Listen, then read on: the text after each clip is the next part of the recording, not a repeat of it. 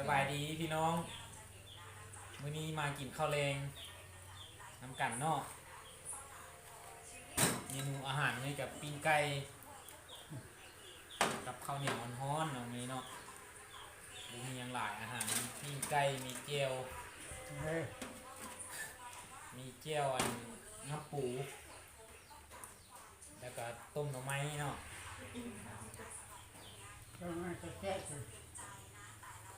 มาพี่น้องมาแซ่บๆกันเนาะกินข้าวแรงบรรยากาศฝนตกดิน2 มื้อแล้วบ่ได้ออกไปใส่ไปตลาดก็บ่ได้เลยจับไก่อยู่คอกมาปิ้งกินแซ่บๆนะครับประเด็กมาแซ่บๆกันพี่น้อง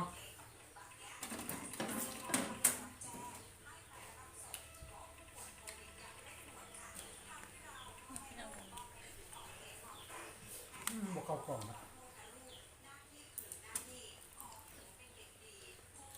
มีแต่ผู้ย่างกล้องเนาะกินกับพ่อเฒ่ากินกับครอบครัวกับเมียมีแต่ผู้ย่างกล้องหนีจากกล้องก็เลยเข้ากล้องผู้เดียวมาพี่น้องแซ่บๆกันเนาะต้มอะไรมุ้ยอะไรเนาะน้ำบ่งหวาน ถ้าไปแม่ก็เข้า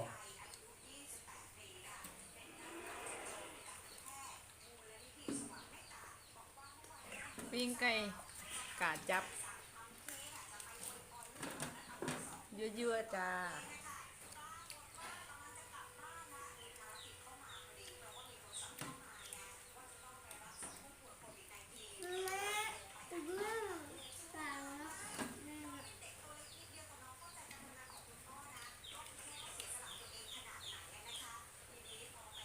ไก่บริสตับเนาะไก่อ่อนเลยพากันจีกตอน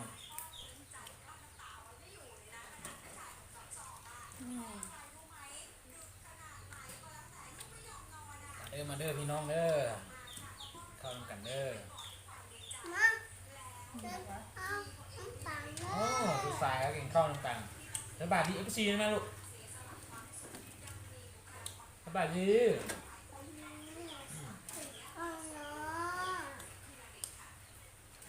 มาดูกินข้าวกับปิ้งไก่ทราบไหมอายุฝนยิน3-4 มื้อแล้วไปตลาดกันยากลำบาก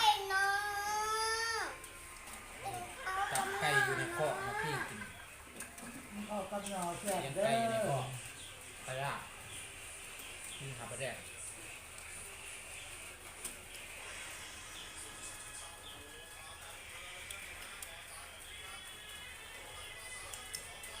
นี่ไหนน้อย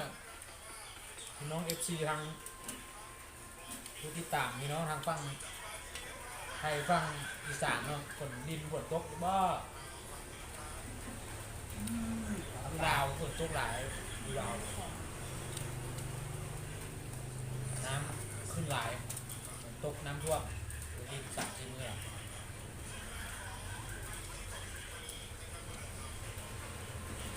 ตัวบัวปลา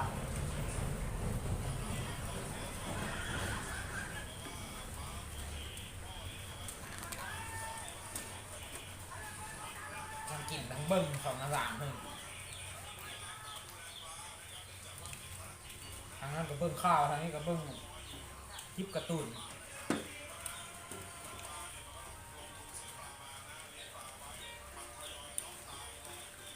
ข้าวเหนียวม้วนเลยครับนอบ่งบาน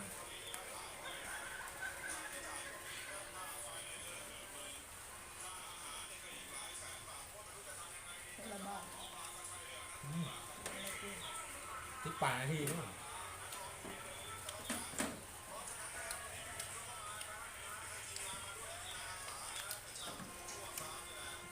เขาเริ่มเฮ็ด YouTube เนาะพี่น้องอยากอัพคลิปบุลงบาทไปแล้วก็เริ่มเฮ็ดคอยพัฒนาช่องค่อยยังบทนัดก็ได้เนาะในการอธิบายเมนูอาหารในการเบาการจ่ากันยังบัวคล่องบัวแคล่วฝากพี่น้องช่วยติดตามหน่อยเด้อเป็นกำลังใจให้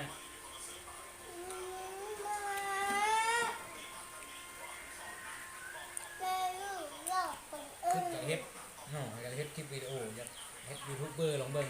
เห็นพี่น้องเฮ็ดถ่ายไปเรื่อยๆก็ทุกคนสำเร็จพี่ลองพยายามพัฒนาช่องอัดคลิปเงินเบาเงินว่ามีแนวดีๆสิ่งดีๆนะนี่ชีวิตประจำวันกับสิมาถ่ายมาอัพลงให้พี่น้องได้เบิ่งได้ติดตามกัน เอาเข้าให้เรา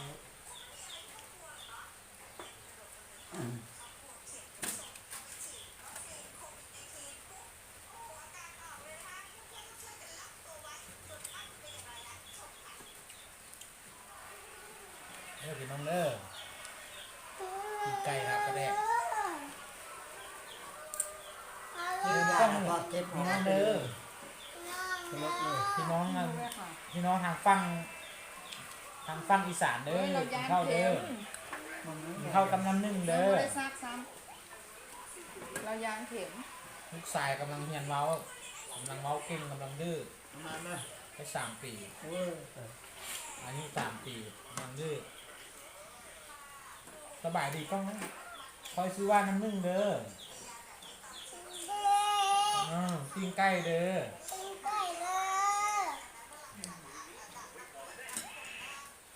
ไม่วางกระโปรง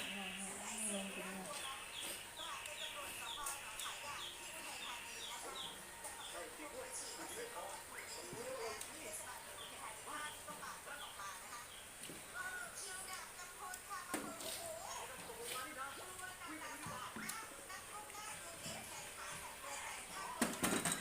บกหวานๆพี่น้องมาบกหวานๆเด้อ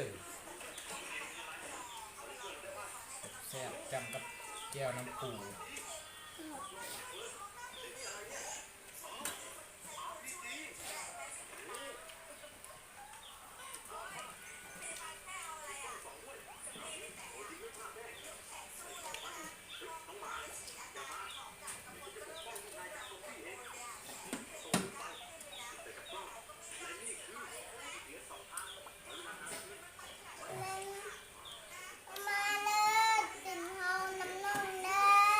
โอ้ยสบายดีกินข้าวน้ำนึ่งเด้อกี่แรงน้ำนึ่งเด้อติดตามน้ำนึ่งเด้อน้ำนึ่งกำลังเฮ็ดคลิปวิดีโอน้ำนึ่งที่เป็นยูทูบเบอร์ นกสบายดีไหมนกสบายดี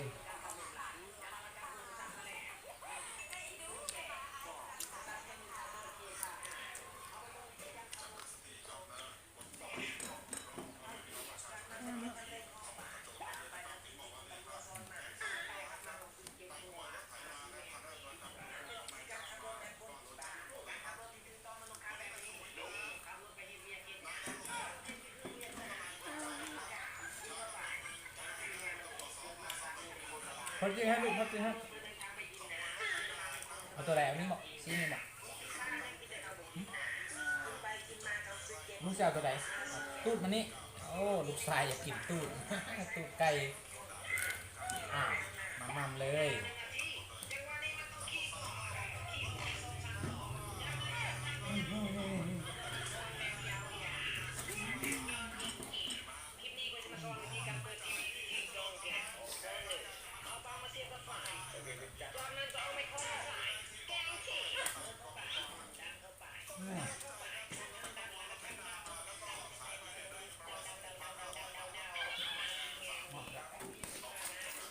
ไม่มีหลักคนไปหน้าครับ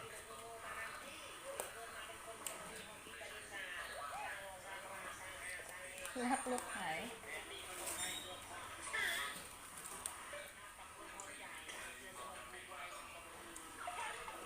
รู้จักนาทีละ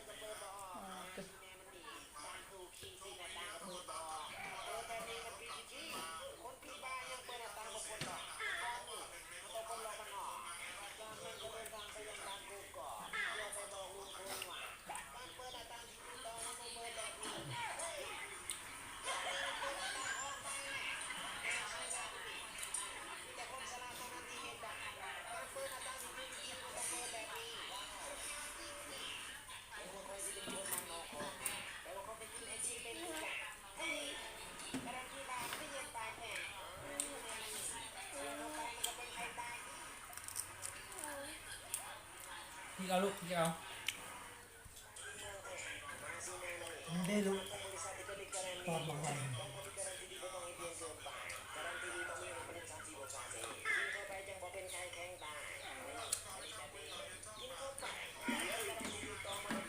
มาไว้ดิไว้ดิ มันเล่น เว้ยฮะอ่านนะ มัน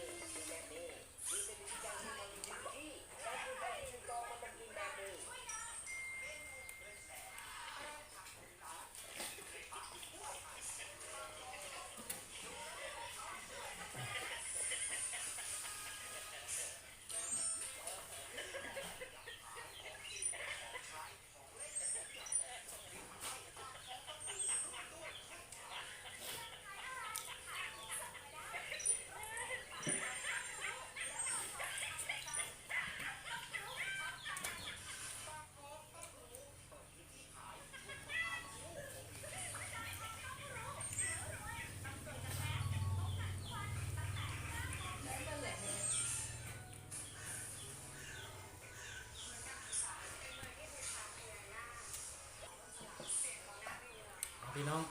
คลิปนี้ก็สิลาไปก่อนเนาะมาเสร็จให้อิ่มแล้วพบกันในคลิปต่อไปฝากพี่น้องกดติดตามกดไลค์กดแชร์เนาะกด Subscribe เพื่อเป็นกำลังใจให้บักแสงเฮ็ดคลิปต่อไปก็เริ่มเฮ็ดคลิปอัดคลิปลงเนาะฝากพี่น้องช่วยติดตามเป็นกำลังใจให้แต่สิมีแต่พี่น้องและสิติดตามเพื่อให้กำลังใจผมผู้ติดตามให้ผ่านกดไวๆเนาะเอาก็เสร็จลาไปก่อน